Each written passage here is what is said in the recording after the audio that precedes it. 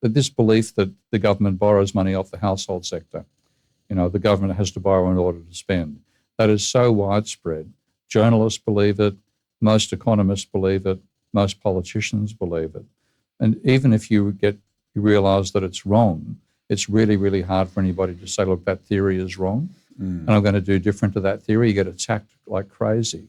So even if Reeves was sensible and tried to say, and realised, okay, the government can running a deficit as part of how the money supply grows, and that benefits the private sector rather than reducing the supply of money, it increases the supply of money. If she tried to make that case, she'd be rubbished by the Financial Times. You've got a huge paradigm shift. Right? That's why I come back and always compare it to Galileo versus the Ptolemaic astronomers. You have to completely change how people think about the universe before you go from one to the other. You've got to change how people think about money. And the way people think about money right now is dead wrong. Because that's the problem as well, is that, the politicians think that, but the public generally think that the deficit is terrible. I mean, even, smart people like Elon Musk talk about all the time. Same bullshit that somebody's talking about there. Yeah. Is terrible. So even if they wanted to, make that change, say, hey, we're going to grow the deficit, there's going to be public outrage. So really, as politicians, they can't really do that. Yeah, you're trapped.